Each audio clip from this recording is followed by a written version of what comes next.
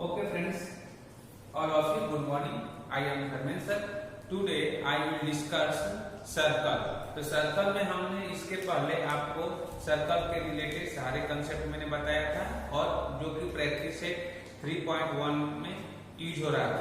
Okay, इसके बाद हमने आपको प्रैक्टिस सेट 3.2 का भी क्वेश्चन नंबर 1 और क्वेश्चन नंबर 3 मैंने एक्सप्लेन किया था। इसके बाद आज हम प्रैक्टिस सेट 3.2 का क्वेश्चन नंबर 4 सॉल्व करेंगे और क्वेश्चन नंबर 5 आपको एक्सप्लेन करेंगे। ये सारे जो प्रैक्टिस सेट 3.2 है, ये प्रैक्टिस सेट बहुत इंपॉर्टेंट है। इससे आपको बोर्ड एग्जाम में क्वेश्चन पूछा जाता है। तो आइए क्वेश्चन नंबर 1, ये क्वेश्चन नंबर 4 में सब क्वेश्चन 3 है, पहले क्वेश्चन नंबर 4 क्या है वो हम पढ़ के सुनाते हैं, आपको रीड करके मैं बताता हूँ कि in a figure the circle with centres P and Q such that center P and Q touch each other at R। R point पर टच कर गया, each other at R। A line passing through R meets the circle at A and B। A line passing through R meet the circle। A line है, A R से पास हो रहा है और A and B पर meet कर रहा है। एक पॉइंट A है और एक पॉइंट B मीट कर रहा है रिस्पेक्टिवली। प्रूव दैट, क्या प्रूव करना है कि segment AP parallel to segment QB या BQ। Okay, and first prove करना है, सेकंड प्रूव करना है triangle APR congruent similar triangle RQB। Okay, and third आपको फाइंड करना है कि find the angle RQB। This angle आपको फाइंड करना है और इसमें दिया है कि इफ एंगल PAR, ये कितना दिया है 35 डिग्री। ओके, तो आइए हम लोग प्रूव करते हैं। मैंने सॉल्यूशन लिखा है कि in triangle APR is an isosceles triangle, therefore AP equal to PR। AP क्या है, radius of the same circle, तो साइड वाइज ट्रायंगल का, तो हम बोल सकते हैं कि therefore AP equal to PR, two sides are equal. ये क्या होगा, आइसोसेलेस ट्रायंगल हो गया। अब देखिए, दिस इंप्लाई एंगल PAR आपको दिख रहा है, PAR and which angle, PAR and angle PRA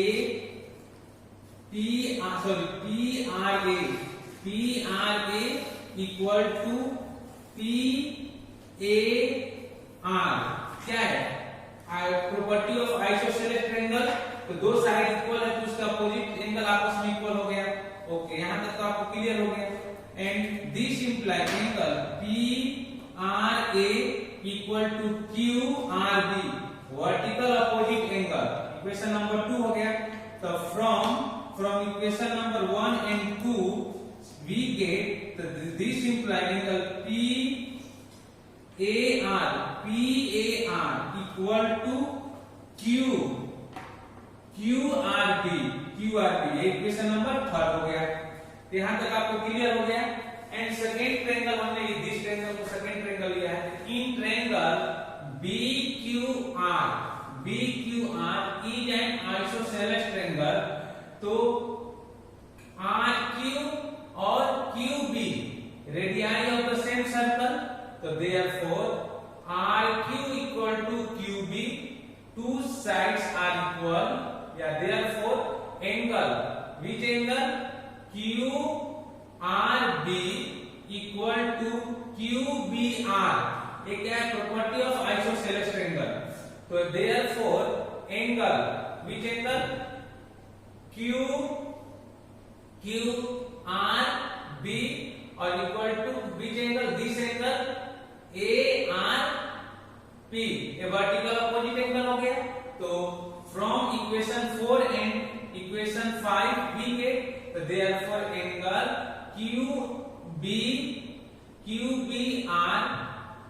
QBR equal to क्या इक्वल टू ARP, ये इक्वल हो गया। And from equation number 1 and equation number 6 and equation number 2, okay. तो from equation number 6 and equation number 2 we get, आप देखिए ये हम देयरफॉर अब इक्वेशन नंबर 6, ये आपका इक्वेशन नंबर 6 है और इक्वेशन नंबर 2 है, वर्टिकल अपोजिट एंगल। तो यहां पर देखिए कि QBR equal to ARP, okay, ARP हो गया। और इक्वेशन नंबर 2 क्या है, PRA इक्वल टू QRB। इन दोनों इक्वेशन में क्या इक्वल है, इन दोनों इक्वेशन में इक्वल आपको क्या दिख रहा है, PRA, और इधर भी क्या है PRA, तो दोनों इक्वल हो गया। तो यहां से from equation number 6 and equation number 2 we get QBR equal to, इसके जगह पर हमने लिख दिया PRA की जगह पर QRB, ओके, इक्वेशन नंबर 7। और इक्वेशन नंबर 7 और इक्वेशन नंबर 3 यहां लिखा from equation number 3 and equation number 7 we get. तो इक्वेशन नंबर 3 एंड 7 से क्या इक्वल हो गया कि देयरफॉर एंगल PAR इधर आया, PAR equal to angle QBR, दोनों में क्या कॉमन है, QRB और QRB। तो इक्वेशन नंबर 8 हो गया। तो हमने लिखा therefore segment AP parallel to segment BQ, segment AP parallel to segment BQ from equation number 8 and alternate angle test, क्योंकि ये एंगल और ये एंगल इक्वल हो गए तो अल्टरनेट एंगल टेस्ट से क्या होता है, लाइन अगर अल्टरनेट इंटीरियर एंगल इक्वल हो जाते हैं तभी हम बोल सकते हैं कि segment AP parallel to segment BQ। तो therefore segment AP parallel to segment BQ, hence prove, okay. तो इस तरीके से हमने आपको प्रूव किया, थोड़ा सा दिमाग लगाना था, एंगल को अरेंज करना था, तो यहां से हम प्रूव कर सकते हैं, ओके। तो यहां तक मैंने सारे पॉइंट आपको एक्सप्लेन कर दिया। अब हम आते हैं नेक्स्ट पॉइंट आपको एक्सप्लेन करने जा रहा हूं। पहले हम क्या करता हूं, ये बोर्ड को रफ करने जा रहा हूं, ओके। तो पहले मैं बोर्ड रफ कर दिया, ये सारे पॉइंट आप नोट कर लीजिए। एंड हम आते हैं थर्ड पॉइंट पर, सेकंड पॉइंट पर। सेकंड क्या प्रूव करना है, तो सेकंड हमें प्रूव करना है, सेकंड के लिए लिख रहा हूं इन ट्रायंगल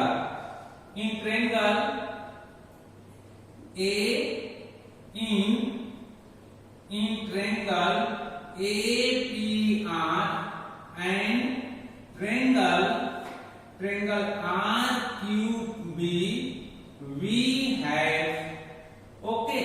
तो हम बोल सकते हैं कि this imply angle PAR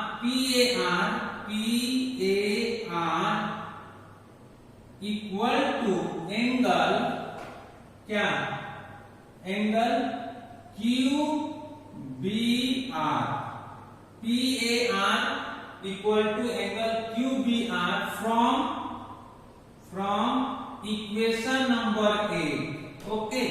फिर लिख सकते हैं this imply angle PRA equal to angle QRB, ये क्या है, वर्टिकली अपोजिट एंगल्स, ओके। तो therefore triangle APR similar triangle क्या, RQB by test, okay, by test angle. तो therefore triangle APR similar triangle RQB, तो APR similar triangle RQB, hence prove. हमारा second भी prove हो गया। तो यहां तक कोई डाउट नहीं है आपका। तो first part second part prove हो गया। आइए हम थर्ड पार्ट आपको एक्सप्लेन करने जाते हैं। तो यहाँ पर मैं थर्ड पार्ट एक्सप्लेन कर देता हूँ, तो पॉइंट रफ कर देता हूँ पहले। फिर हम आते हैं थर्ड पार्ट में। ये सब रफ कर दिया मैंने। तो थर्ड पार्ट, यहाँ मैं थर्ड पार्ट प्रूव कर रहा हूं आपको कि आपको दिया है कि फाइंड एंगल, क्या, which angle, R Q B, find which angle R Q B, और आपको एंगल क्या दिया है कि if angle P A R equal to 35 degree. Okay, P A R equal to 35 degree हो गया। चलिए, तो आपको पी ए आर आता है 35 डिग्री, दिस एंगल आपको 35 डिग्री हो गया। तो हम बोल सकते हैं इन ट्रायंगल, कौन सा एंगल फाइंड करना है, इन ट्रायंगल। तो अब देखिए यहाँ पर हम लिख सकते हैं कि हमें एंगल फाइंड करना है, क्या, आर क्यू बी। ओके, और ये आपको दिया है तो हम लिख सकते हैं कि this imply angle P A R equal to angle Q B R from equation number 8। Okay, या तो this imply this angle 35 degree equal to angle Q B R. तो therefore angle Q B R equal to 35 degree. Okay, अब चलिए यहाँ 35 degree आ गया। तो in triangle R Q B we have, isosceles triangle है, तो in triangle R Q B we है, तो this imply R Q equal to Q B, ये तो पता है R Q equal to Q B. तो देयरफॉर एंगल, क्या, Q angle, which angle Q B R equal to angle Q R B. Okay, ये कौन, which angle, property of isosceles triangle, property of isosceles triangle। Okay, तो this imply which angle, this angle equal to Q R B कितना दिया है 35 degree. मान suppose equation number 9 ले लेते हैं। तो from equation number 9 we get।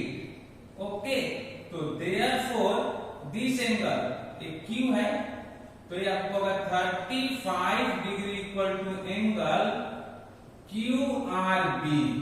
तो therefore Q R B equal to 35 degree. ये क्यू आर बी कितना है 35 डिग्री।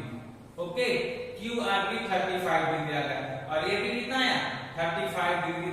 ओके, तो यहां से लिख सकते हैं in triangle A B, which triangle, in triangle क्या है आर क्यू बी। ओके, और in triangle R Q B we है, तो एंगल सम प्रॉपर्टी लगा लेते हैं। तो this imply which angle Q R B plus angle R Q B plus angle Q B R equal to 180 degree. Angle sum property लगा दिया। तो this imply angle कितना है 35 degree plus angle R Q B plus कितना है 35 degree equal to 180 degree. Okay, तो यहां पर लिख देता हूं this imply 70 degree plus angle R Q B equal to 180 degree. तो therefore angle R Q B equal to 180 degree minus 70 degree. तो therefore angle R Q B equal to 110 degree. ये आपका आंसर हो गया। ओके, तो आपका answer क्या आया आर क्यू बी, आर क्या find R Q B equal to 110 degree. Okay, ये आपका आंसर है। इस तरीके से हम क्या कर सकते हैं क्वेश्चन को सॉल्व कर सकते हैं। तो मैंने क्वेश्चन नंबर 4 के क्वेश्चन नंबर 1 2 3 सब क्वेश्चन मैंने सॉल्व कर दिया। यहाँ पर कोई डाउट है तो आप पूछ सकते हैं। ओके चलिए ओके ओके आइए तो क्वेश्चन नंबर 5 प्रैक्टिस है 3.2 क्वेश्चन नंबर 5 ओके तो हमारे पास क्वेश्चन नंबर 5 है तो इन अ फिगर एक फिगर है the circle which centres A and B touch each other at E line L is a common tangent which touch the circles at C and D respectively. Find the length of segment CD if the radius of the circles are 4 cm and 6 cm. Okay, तो ये आपका एक question था, ये आपका figure है। तो आपका ए पॉइंट आपका 4 सेंटीमीटर है, ए है, इसको ई लिख देते हैं। ए पॉइंट ऐसे है, ए आपका ए हो गया और ये सेंटर फर्स्ट सर्कल का सेंटर है, ये सेकंड सर्कल का सेंटर, फर्स्ट सर्कल का सेंटर ए है, ये सेकंड सर्कल का ए है, आपको ए है और ए आपको बी है। ओके, और कॉमन टेंजेंट ए लाइन एल है जो दोनों सर्कल पर टेंजेंट है, मींस टेंजेंट मतलब ये 90 डिग्री के एंगल है और ये भी कितना है 90 डिग्री के एंगल है। ओके, हमने क्या किया है कि थोड़ा सा ए यहां से सी को हमने ऐसे ज्वाइन कर दिया एफ से कि आपको क्या बन गया A B F C rectangle बन गया। ओके, तो यहाँ पर हमने सॉल्यूशन लिखा है कि A B F C is a rectangle, तो segment A B equal segment C F and segment A B parallel to segment C F. Okay, ये रेक्टेंगल की प्रॉपर्टी होती है। और segment A C equal to segment F B and segment A C parallel to segment F B. Okay, अब देखिए हमारे पास A B है, A B को हम क्या कर सकते हैं, तो therefore A B equal to A plus E B लिख सकते हैं। तो therefore A B equal to 4 centimetre plus 6 centimetre, तो therefore A B equal to 10 centimetre. तो आपका ए बी कितना आ गया 10 सेंटीमीटर, ये आपका ए बी है 10 सेंटीमीटर, ए बी आपको आ गया 10 सेंटीमीटर। ओके, तो ए बी 10 सेंटीमीटर हो गया। Therefore A B therefore segment AB equal to segment CB, तो therefore AB equal to 10 centimetre है, तो therefore segment के CF हो गया, तो therefore CF equal to 10 centimetre, तो CF भी आपका आ गया 10 सेंटीमीटर। ओके, अब फिर देन AC जो है AC किसके इक्वल है FD का, तो AC कितना है 4 सेंटीमीटर, तो FD 4 सेंटीमीटर हो गया, तो therefore FD equal to 4 centimetre. तो BD आपके पास हमने BD हम DF निकाल सकते हैं, DF ये DF फाइंड कर सकते हैं। तो BD ये कंप्लीट BD है, BD तो BD equal to FB plus FD हो गया, ये BD 4 सेंटीमीटर हो गया, BD 6 सेंटीमीटर, ये आपका रेडियस कितना है 6 सेंटीमीटर, तो ये आपका हो गया 6 सेंटीमीटर इक्वल टू FB हो गया, ये हमने माइनस करके निकाला था, FB 4 सेंटीमीटर, तो ये आपका है 4 सेंटीमीटर प्लस FD, तो इसको मैंने RHS से LHS साइड में ट्रांसफर किया तो साइन चेंज हो गया, तो 6 माइनस 4 किया इक्वल टू FD, तो देयरफॉर FD इक्वल टू कितना है 2, 6 माइनस 4 कितना है 2 सेंटीमीटर। तो यहाँ तक के सारे जो कंस्ट्रक्शन से रिलेटेड जो भी था वो सारे पॉइंट को फाइंड कर लिया, FD फाइंड कर लिया, FB फाइंड किया, CF फाइंड कर लिया। Okay, AB and AB find किया। अब इसके बाद हम आते हैं कि अब ट्रायंगल लेते हैं, in triangle CDF। Okay, we है तो एंगल क्या दिया है, अगर angle we have angle D equal to 90 degree, we have angle D क्या है 90 डिग्री है, तो क्या यूज कर सकते हैं पाइथागोरस थ्योरम, तो बाय यूजिंग पाइथागोरस थ्योरम, हमने पाइथागोरस थ्योरम अप्लाई किया, तो CF का स्क्वायर मींस हाइपोटेन्यूज का स्क्वायर इक्वल टू FD का स्क्वायर, FD मींस बेस का स्क्वायर प्लस परपेंडिकुलर का स्क्वायर, CD का स्क्वायर हमने कर लिया। तो CF कितना दिया है, CF इक्वल टू क्या निकाला था हमने, CF 10 है, तो 10 का स्क्वायर, FD कितना, FD हमारा 2 आया था,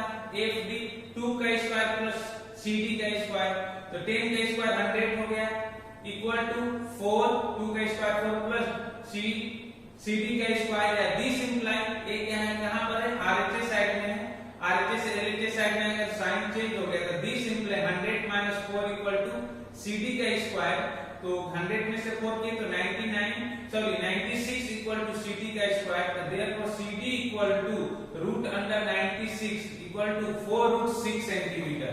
ये कितना आया? 4√6 सेंटीमीटर। ओके, तो CD इक्वल टू कितना है? 4√6 सेंटीमीटर। तो therefore segment CD equal to 4√6 centimetre. ये आपका क्या आया? आंसर। तो ये आपका आंसर हो गया। ओके, तो आंसर आएगा CD इक्वल टू 4√6 सेंटीमीटर। तो इस तरीके से हम क्या कर सकते हैं, एक क्वेश्चन नंबर 5 है, ये भी इंपॉर्टेंट क्वेश्चन है, एग्जाम में कई बार पूछा जाता है। तो आप इस क्वेश्चन को नोट कर लीजिए, कहीं पर कोई डाउट है तो आप मुझे बता सकते हैं। ओके, तो कंप्लीट करिए।